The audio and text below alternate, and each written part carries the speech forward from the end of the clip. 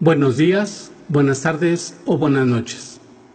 La información de este video es para el licenciado Andrés Manuel López Obrador y para la sociedad en general. Licenciado Andrés Manuel, en múltiples ocasiones le he escuchado decir que cuando usted llegue a la presidencia de este país va a andar sin escoltas, sin guaruras, sin seguridad, porque dice usted que el que nada debe, nada teme. Y yo estoy de acuerdo con eso. Sin embargo, déjeme darle mi opinión al respecto. Si el día de hoy fueran las elecciones, usted ganaría por el 75% de la votación del pueblo votante mexicano. El otro 25% que no votará por usted se repartirá entre los otros candidatos que se sentirán agraviados y seguramente seguirán siendo adversarios o enemigos. Es lo mismo. Porque seguro estoy que estrepitosamente caerá la mafia del poder. Según yo veo, los demás candidatos son meramente un simple requisito, y podemos comprobarlo al mirar que usted necesita explanadas enormes, plazas públicas muy grandes para recibir a los miles y miles de personas que lo siguen y que están con usted. Mientras los otros candidatos hacen sus mítines de campaña dentro de salones y auditorios donde no caben más de 500 personas y aún así no se llenan. En cuanto a los otros candidatos, los llamados independientes, se conforman con salir en la boleta electoral. Para ellos lo más importante es salir en la boleta electoral, aunque estén conscientes que no tienen la más mínima oportunidad, aunque digan lo contrario. Hablando de enemigos, le pongo como ejemplo a una chachalaca ranchera marihuana de nombre Vicente Fox. Aunque es verdad que perro que ladra no muerde, Fox no deja de ser un siniestro personaje carente de moral que cuando pudo lastimó a muchísima gente en este país. Recuerde que Fox, en una de sus múltiples noches con olor a marihuana, orquestó el desafuero en contra de usted y le inventó delitos a Napoleón Gómez Urrutia, a Néstor Salgado, entre muchos otros. Hay un tema también importante. Alrededor del aeropuerto que se pretende construir en Texcoco, se van a construir hoteles, centros comerciales, tiendas de autoservicio, plazas comerciales, cines y una infinidad de comercios y negocios. ¿Pero quiénes son los dueños de esos terrenos? Los empresarios amigos de Fox. ¿Pero quiénes eran los dueños de esos terrenos? Una comunidad de campesinos que por órdenes de Fox les fueron inventados delitos, fueron detenidos, encarcelados y condenados a penas que van de 14 a 140 años de prisión para despojarlos de sus tierras. Es cierto que Vicente Fox ya no representa un peligro más que para él mismo. Solo hay que mirar lo ridículo que se ve corriendo cuando la gente lo persigue reclamándole haber sido un traidor a la patria y un traidor a la democracia de este país. Aunque para él su mayor preocupación es perder su pensión. Parece que olvidó en qué lugar escondió todo lo que se robó del país cuando fue presidente de México. En todo caso, Vicente Fox no debería preocuparse porque hay muchas casas de ancianitos en México que por humanidad lo van a recibir, lo van a atender, le van a atender su bipolaridad, su esquizofrenia, su paranoia, sus delirios de persecución, sus estados de pánico y, por supuesto, su adicción a la marihuana. Pero no hay que olvidar que este país está repleto de gente como Fox, sobre todo políticos. No todos, pero la gran mayoría sí. Los mexicanos no debemos olvidar que ya tuvimos un presidente genocida, un presidente marihuano, un presidente alcohólico, bueno, y últimamente un presidente analfabeta. Es cierto que la gente que votó por ellos no lo sabía, pero bueno sería que lo reconozcan, que ya no se dejen engañar y que este 1 de julio del 2018, aprovechando que el voto es secreto, voten por el cambio que Andrés Manuel López Obrador nos ofrece y que este país necesita. Ustedes que me escuchan se estarán preguntando, bueno, ¿este tipo nos está sugiriendo que traicionemos a nuestro partido, a nuestro candidato? Sí, es justamente lo que les estoy proponiendo. Ustedes han sido engañados mucho tiempo. Ya es tiempo que le den la espalda a los que los han engañado también. Y no quiero parecer soberbio ni andar saludando con sombrero ajeno, pero la realidad es que Andrés Manuel no necesita el voto de los militantes del PRIAN.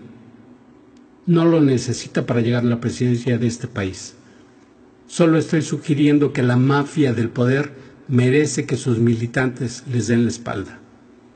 Recuerdo que Zedillo le dijo a un reportero que es imposible terminar con la pobreza en un sexenio.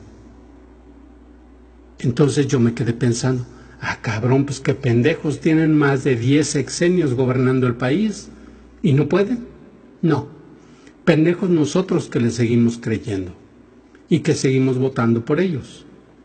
Por cierto, el reportero que le hizo esa pregunta se la comió todita. Bueno, la respuesta, y pasó a la siguiente pregunta. Permítame recordarle, licenciado Andrés Manuel, que en 1911 el general Villa le sugirió al presidente Madero dejarle 600 revolucionarios para crear un batallón de supremos poderes, evidentemente para que lo cuidaran y lo protegieran. Pero Madero, en un exceso de confianza, se negó, no aceptó. Y aunque tampoco debía nada, terminó cobardemente asesinado, dejando inconclusos, incompletos, todos sus nobles propósitos para esta nación. Por lo tanto, le estoy sugiriendo, licenciado Andrés Manuel, que no le deje la puerta abierta a los personajes siniestros de la política nacional que aún a más de 100 años de distancia no están preparados para la democracia. Todos podemos ver, sin decir nombres, a muchos comunicadores disfrutar de su amaciato con la mafia del poder, a cambio de dádivas, por miedo a perder sus privilegios mal habidos. Entre la mafia del poder y muchos comunicadores mantienen al pueblo confundido, dividido, manipulado. Y pongo un ejemplo de esa manipulación. La mafia en el poder siembra la pobreza. Y cuando hay elecciones, va con los pobres a pedirles su voto y les promete combatir la pobreza que ellos mismos crearon. Y la gente vuelve a votar por ellos. Increíble, esto es increíble, pero así es. Hace tiempo produje 33 cortometrajes que registré bajo el nombre de Reconstrucción Social. Ya que terminé de producirlo, lo registré y lo presenté ante un grupo muy nutrido de personas donde estuvieron presentes psicólogos, pedagogos, estuvieron presentes directores de algunas universidades, de algunas instituciones educativas. Todos de forma unánime estuvieron de acuerdo que era un proyecto que debía difundirse entre la sociedad. Entre otras cosas, a todos les pareció adecuado que los cortometrajes no atacan a las instituciones, no contienen palabras altisonantes ni frases en doble sentido, no se habla de política, no se habla de religión. Días después lo presenté a las autoridades del gobierno del estado pidiendo apoyo para difundirlo. Vieron los cortometrajes, estuvieron de acuerdo que es una maravilla, que va a servir mucho, que es muy bueno, que la sociedad, que no sé qué, que era muy bueno difundirlo. Y el vocero del gobernador me dijo, el gobierno del estado no tiene dinero para difundir esto, dése una vueltecita el año que entra. Yo ingenuamente, intentando defender el proyecto, le dije, licenciado, difundir este proyecto será como sembrar una semilla, que pronto hemos de ver los frutos. Tenemos la oportunidad de ser el primer estado en la República en difundir entre su población un programa de reconstrucción social con la finalidad de detener y revertir el caos social que está descomponiendo a nuestra sociedad. Y evidentemente molesto me respondió, nosotros acabamos de entrar al gobierno, nosotros no tenemos la culpa del caos social, véngase en un año. Días después, en una rueda de prensa, los medios informativos más importantes del estado, después de ver los cortometrajes, me hicieron la pregunta obligada, ¿qué pasó en el gobierno? ¿Cuándo van a empezar a difundir este programa? Mi respuesta fue, llegué tarde a la repartición de los apoyos. El gobierno no tiene dinero y me dijeron que me dé una vuelta dentro de un año.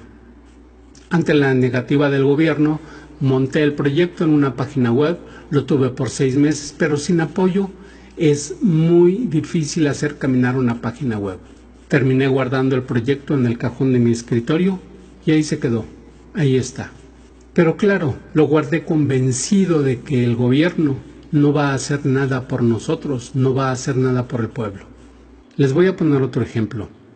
Cuando sufrimos el temblor de 1985, China, Francia, España, Alemania, Estados Unidos y Brasil donaron casi $500 millones para la reconstrucción, para apoyo de las víctimas, y ese dinero fue a dar a las carteras, a las bolsas, a las cuentas bancarias de Miguel de la Madrid y sus amiguitos. El gobierno de Peña Nieto también recibió dinero de algunos países cuando el terremoto del 19 de septiembre del 2017. Y aún hay gente durmiendo en la calle. ¿Y dónde quedó todo ese dinero? En la bolsa de Peña Nieto y sus amiguitos en el gobierno. Ahora no estoy diciendo algo que no sepan o que no se imaginen por lo menos. Mexicano, deja de pensar que más vale malo por conocido que bueno por conocer.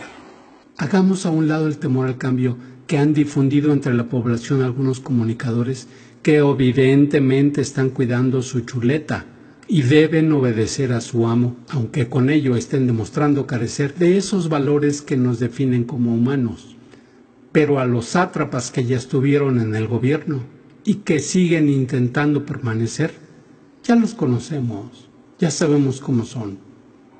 Concluyo diciéndoles, Andrés Manuel López Obrador merece el beneficio de la duda, toda vez que la mafia del poder, el PRIAN, ya demostró traer en su ADN el síndrome de la maldad.